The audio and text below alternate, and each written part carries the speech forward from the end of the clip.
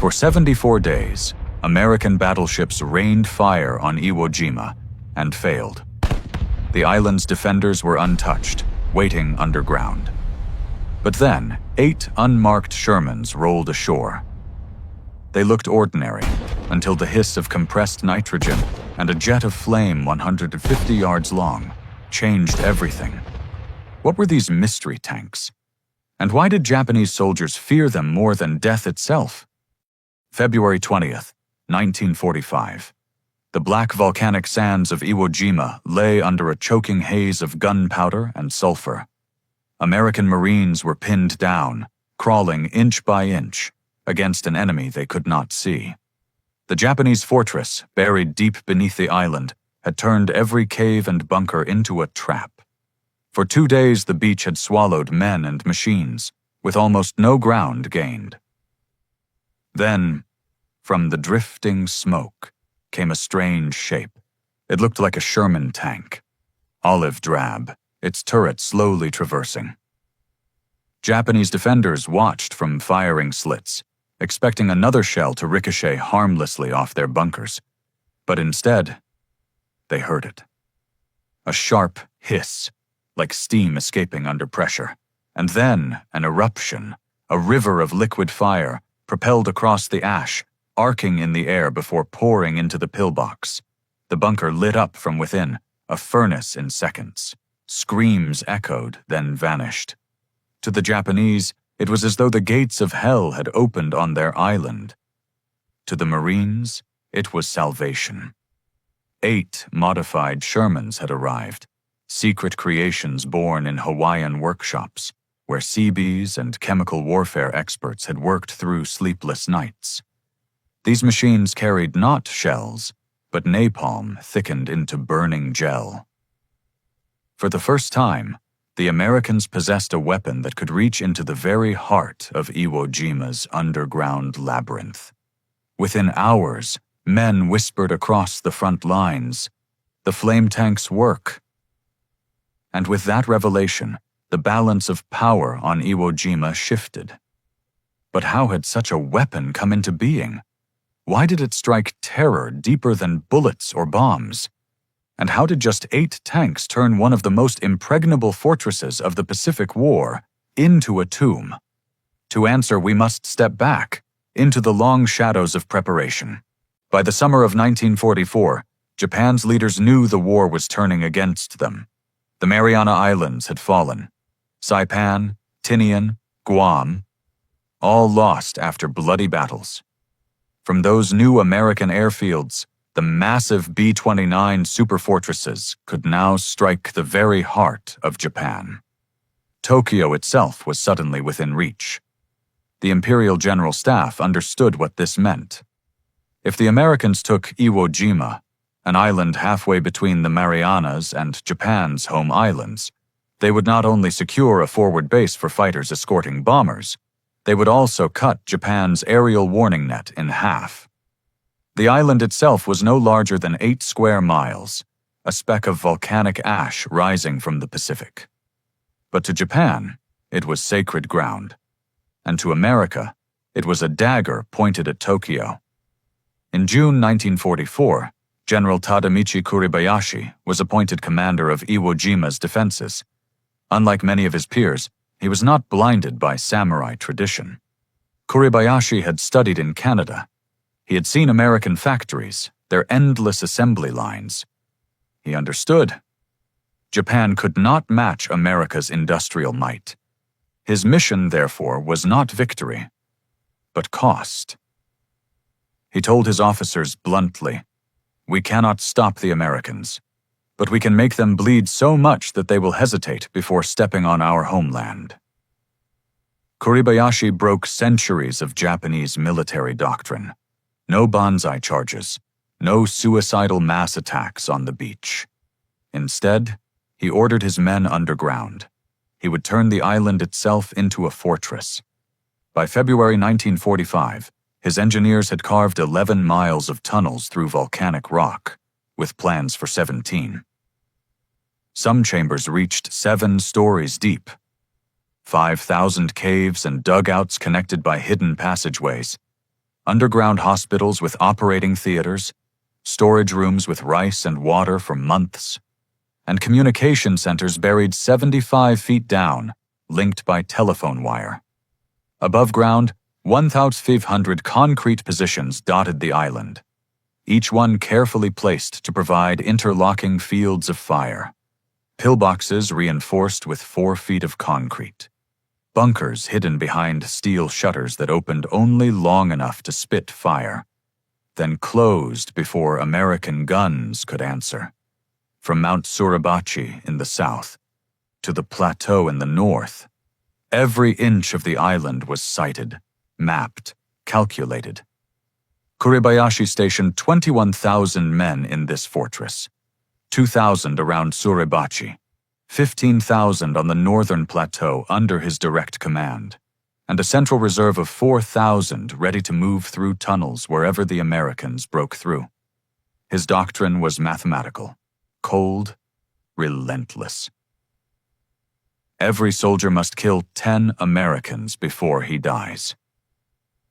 For 74 days before the landings, American battleships and bombers pounded the island. Nearly 7,000 tons of explosives, 22,000 naval shells. The beaches were churned into smoke and rubble. Planners believed the bombardment had wiped out most resistance. They projected the island would fall in 5 days. They were catastrophically wrong. When the Marines came ashore on February 19, 1945, they met an enemy untouched. Less than 200 Japanese positions had been destroyed. The rest remained intact. Artillery and machine guns hidden in the volcanic ridges erupted with deadly precision. By nightfall, more than 2,000 Marines were dead or wounded. And still, the island's defenders waited silently underground, conserving their strength. The Americans were now facing not just soldiers, but an entire subterranean fortress, one that no conventional weapon seemed able to uproot. It was a problem of firepower, and firepower alone would not be enough. 5 months before the invasion of Iwo Jima, far from the black volcanic sands, in the humid heat of Hawaii, a small group of men worked in secrecy at Schofield Barracks. Their task was urgent, their deadline merciless: create a weapon that could burn the Japanese out of their caves. The project was led by Colonel George Unmacht, a career officer of the U.S. Army Chemical Warfare Service. At 58, with 44 years of service, he understood both the promise and the peril of flame. He had seen how portable flamethrowers performed in the jungles of Saipan and Peleliu. Brave Marines carried 70 pounds of fuel on their backs, advancing only yards before being cut down. Loss rates among flame operators were staggering, sometimes above 70%. It was unsustainable. Unmacht gathered a strange team: soldiers of the 43rd Chemical Laboratory Company, Navy Seabees from the 117th Construction Battalion, tankers from the 5th Marine Tank Battalion, even machinists and electricians, men whose names would never appear in headlines. What united them was a single purpose: solve the problem no artillery could solve. The first attempts were crude: portable flamethrowers strapped onto the hulls of light tanks. Canadian Ronson systems with a range of only 60 yards, breaking down in combat, spraying fuel unpredictably. The Marines nicknamed them one-shot wonders, effective once, unreliable forever. But necessity is the mother of invention, and necessity burned hottest in the Pacific. The breakthrough came when 2 CBs, machinist mate First Class A. Riker and electrician's mate Second Class Joseph Kissel, began experimenting with hybrids. They scavenged parts from British systems, copied mechanisms from captured German designs in North Africa, borrowed ignition methods from the Navy's Mark I flamethrower. Piece by piece, sleepless night by sleepless night, they welded a monster into being. It was called the CB-H-1. Construction Battalion, Hawaii, Model 1. The weapon was revolutionary. Where previous systems spat fire like a blowtorch, the CBH-1 hurled it with the force of artillery. 300 pounds per square inch of pressure, nearly triple the older designs. A range of 150 yards. Fuel thickened with napalm to cling to stone, to seep into cracks, to burn at 1,500 degrees Fahrenheit. Most critically, the flame gun was no longer bolted awkwardly to the hull. It replaced the Sherman's main cannon. That meant full turret traverse. -10 to +35 degrees of elevation. The gunner could aim the fire just as he aimed a shell, through the same periscopes, with the same precision. Inside each tank, 290 gallons of fuel waited, enough for 80 seconds of continuous fire. Doctrine advised bursts of 2 to 3 seconds. But the crews knew, in moments of desperation, the tank could pour out a river of flame until its reservoirs ran dry. Safety was paramount. Earlier flame tanks had exploded when hit. For the CBH-1, nitrogen, not compressed air, pressurized the system. If punctured, it would not ignite. Engineers added multiple fail-safes to prevent catastrophic detonation. Every conversion required 1,200 man-hours, 150 pounds of welding rod, and over 1,100 electrical connections. Each tank cost as much as a house. But the men working in Schofield's workshops did not think of costs. They thought of Marines dying in caves, shot down before reaching their targets. And they thought of surprise. The tanks were painted in ordinary olive drab. No special markings. To Japanese observers, they were just another Sherman. Until the moment the first hiss sounded, and the first jet of fire poured forth. It was a marriage of American industry and battlefield necessity. Men worked 20 hours a day, sleeping on cots beside their welders, eating rations cold from the tin. They knew nothing of glory. They knew only that lives depended on their work. By the autumn of 1944, 8 M4A3 Shermans had been transformed. Ordinary machines of war had become engines of fire. They would travel across the Pacific, waiting silently in the holds of transport ships until the day the Marines called for them. No one could know then that these 8 tanks would change the mathematics of battle, that they would turn concrete fortresses into crematoriums, that they would carve their own chapter of horror into the black rock of Iwo Jima. On the morning of February 19, 1945, the black beaches of Iwo Jima erupted under the thunder of naval guns. 6,800 tons of explosives had already fallen from the sky. 22,000 shells had churned the island's surface into ash. American planners were confident. They believed the Japanese were shattered. They believed resistance would crumble in days. But as the first waves of Marines stormed ashore, that illusion vanished. From the cliffs above, hidden artillery spat fire. From pillboxes buried in volcanic rock, machine guns opened precise, deadly streams. The black sand itself betrayed the attackers, clinging to boots, swallowing tank treads, dragging men down as if the island wanted to keep them. By nightfall, more than 2,400 Marines lay dead or wounded. And the first objective, the capture of Airfield No. 1, remained untouched. Amid this slaughter, 8 tanks waited silently on landing ships. The Shermans looked ordinary, but their crews knew better. They carried not shells, but liquid fire. They were America's hidden cards. The order was clear: hold them back, keep them in reserve, do not waste them in the chaos of the beachhead. For 24 hours they sat idle, engines rumbling, their crews restless. Inside one vehicle, Tank 431, 5 men waited. Staff Sergeant Robert Meza commanded. At his side, Gunner Corporal Thomas Carlson adjusted his periscope, rehearsing angles. Loader Anthony Vitelli checked the pressure gauges. 300 psi, steady. Driver James Morrison shifted uneasily, listening to the distant roar of battle. They could hear the screams carried on the wind. They could see smoke rising from the island that seemed to devour every Marine who stepped onto it. They knew their time would come. The next day, February 20th, D+1, the situation was desperate.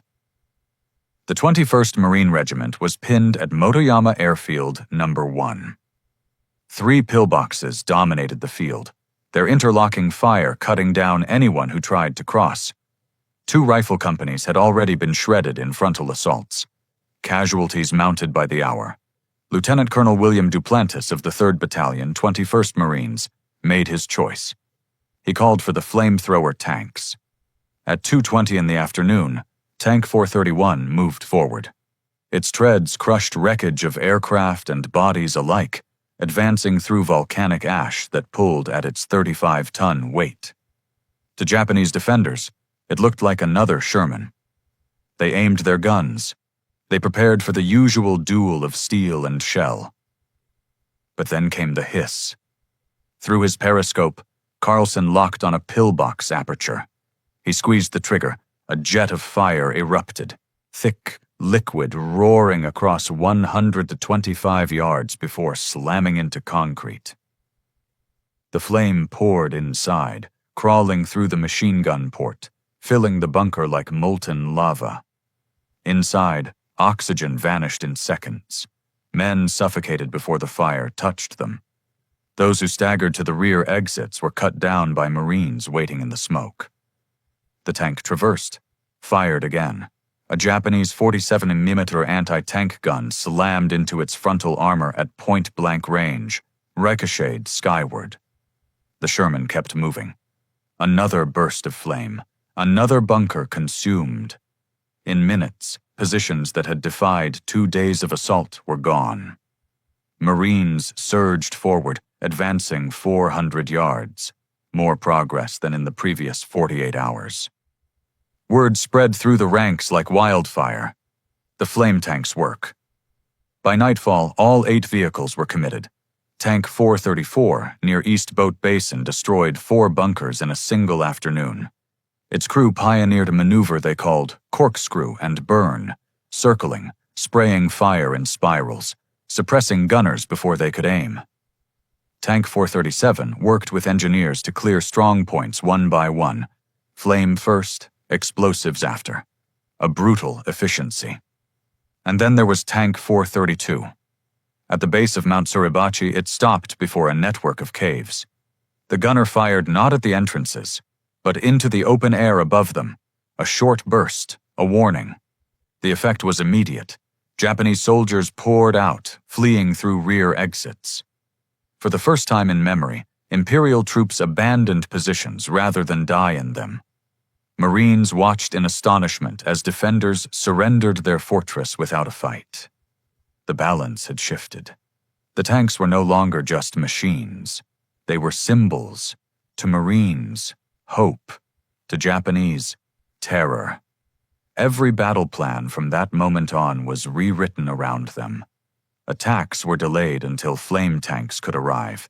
Infantry learned to follow 50 yards behind, close enough to exploit the shock, far enough to avoid the searing heat. Artillery observers marked targets not for shell fire, but for firestorms. On Iwo Jima, a new kind of warfare had begun. By February 23, 1945, D+4, the battle for Iwo Jima had reached its breaking point. Marines had raised the stars and stripes atop Mount Suribachi that morning. The iconic photograph captured triumph. But the real struggle was only beginning. To the north, a far greater fortress still awaited. Hill 382, the meat grinder, and the twisted ravines beyond. Here, General Kuribayashi's strongest defenses remained intact. Here, the fate of Iwo Jima would be decided. And into this inferno rolled the flame tanks. The approach to Hill 382 was a nightmare of design. 7 stories of tunnels honeycombed the hill. Pillboxes overlooked every approach. Interlocking artillery and mortar fire covered the ground so precisely that Marines joked the Japanese had pre-sighted every blade of volcanic grass. Previous assaults had bled battalions white. Casualties soared past 50%. One regiment had lost 70% of its strength merely reaching the slopes. On the morning of February 23rd, 4 flamethrower Shermans advanced in echelon formation. Conventional tanks rumbled alongside. Behind them, a battalion of Marines crouched low, ready to follow the wall of fire. The Japanese were waiting.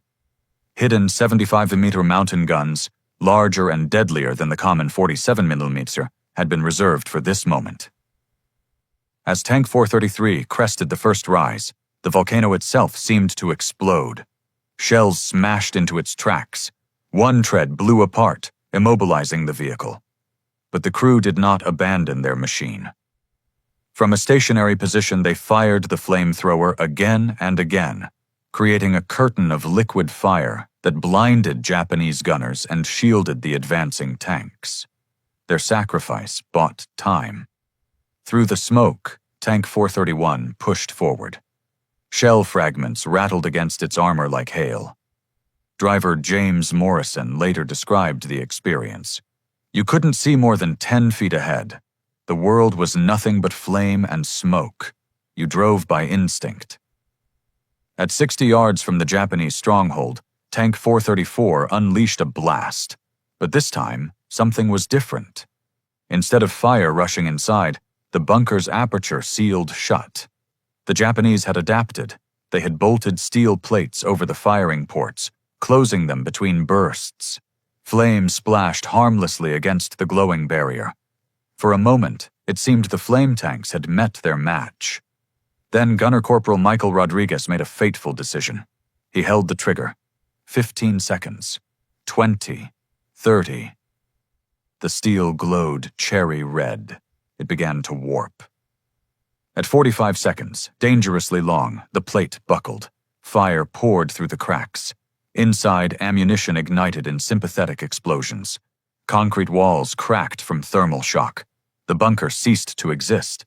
Marines surged forward. Engineers rushed with satchel charges. The impregnable position was breached. Elsewhere on the line, tactics evolved in real time. Crews developed corkscrew and burn, spiraling toward strong points, spraying flame to suppress gunners before they could aim.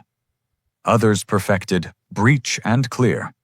Flame first, explosives after, sealing bunkers permanently. Tank 437 achieved one of the most devastating sequences of the battle, neutralizing 7 bunkers in a single afternoon. Working with Marine engineers, its crew turned killing grounds that had stopped entire battalions into open ground within hours. But perhaps the most chilling moment came at Mount Suribachi's base, where Tank 432 faced a network of caves. Commander Sergeant William Patterson gave a simple order: fire one short burst into the air. The flame did not touch the caves directly. It was a demonstration. The effect was immediate.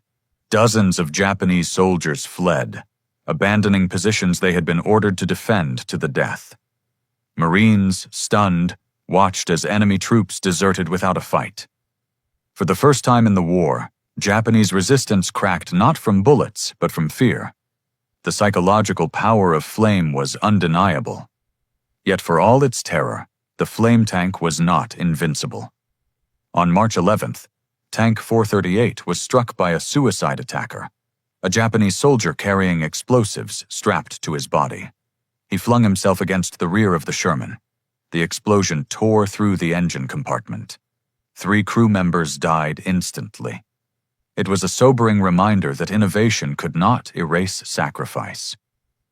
Still, for every tank destroyed, another returned. Damaged vehicles were dragged back, repaired overnight by Seabees under fire, and sent forward again.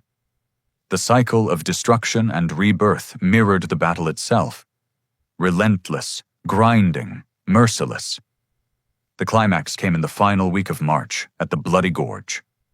Here, in a ravine less than 700 yards wide, Korebayashi gathered his last 3,000 men. Every cave, every crevice, every tunnel mouth bristled with firepower. It was to be the final stand. On March 21st, 6 operational flame tanks led the assault, supported by 4 more rushed from Hawaii, less advanced, but still deadly. They advanced in crescent formation, overlapping streams of fire, leaving no shadows for defenders to hide. Marines followed, tossing white phosphorus grenades into cave mouths, marking targets. Engineers sealed them with explosives. The gorge became an inferno. Japanese suicide squads erupted from spider holes, cut down before reaching their targets. Anti-tank guns fired point blank, their crews engulfed even as they loaded. One officer charged with a samurai sword, racing toward Tank 434. The bowgunner froze. Marine riflemen fired. The sword fell into the ash. By sunset, over 800 Japanese defenders lay dead. More than 8,000 gallons of fuel mixture had been consumed in a single day, a record for the campaign. Marine casualties were heavy, but far fewer than a conventional assault would have demanded. Yet victory carried its own shadows. Tank crews spoke of the screams, short, terrible, unforgettable. Corporal Carlson admitted later, "We did what we had to do, but at night, you still hear them." Maintenance teams found human remains fused to tank treads, burned into steel. Blowtorches were required to scrape them off. War had turned technology into a furnace, and men into keepers of fire. By March 26, 1945, Iwo Jima was declared secure. 36 days of slaughter had cost America 26,000 casualties, with nearly 7,000 dead. Japan had lost nearly all of its 21,000 defenders. Of those, only 216 surrendered, many citing a single reason: fear of burning alive. The flame tanks had not just broken bunkers, they had broken the will to fight. When the guns finally fell silent on March 26, 1945, Iwo Jima was declared secure. 36 days of unrelenting battle had carved its numbers into history.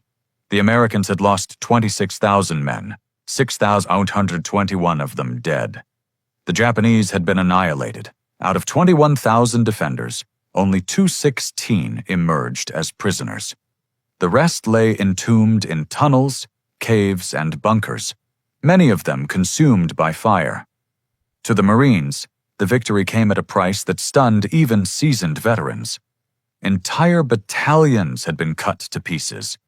The black sands were littered with wreckage, bodies, and the scars of explosions. But those who survived understood a simple truth.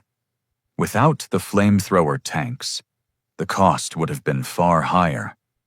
Statistics told the story with brutal clarity.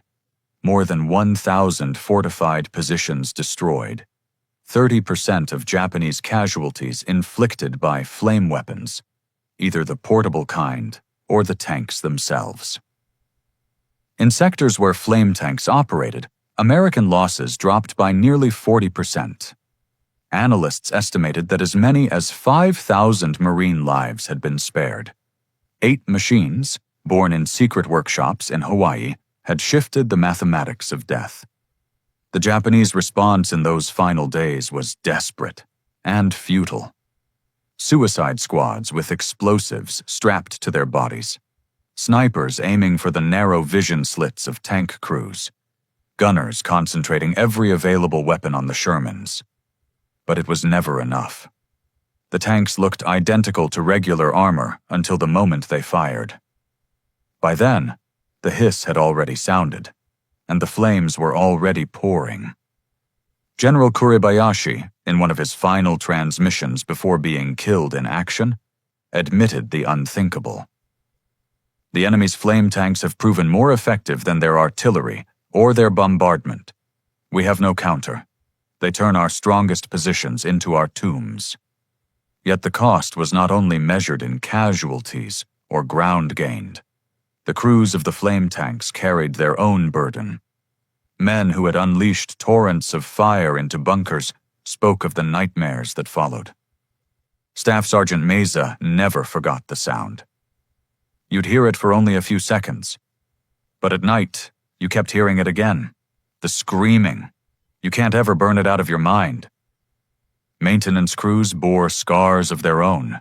They scraped charred remains from the tank hulls. They patched holes blackened by explosions. They fought to keep the machines alive, while never forgetting what those machines had done. For American commanders, the lesson was clear.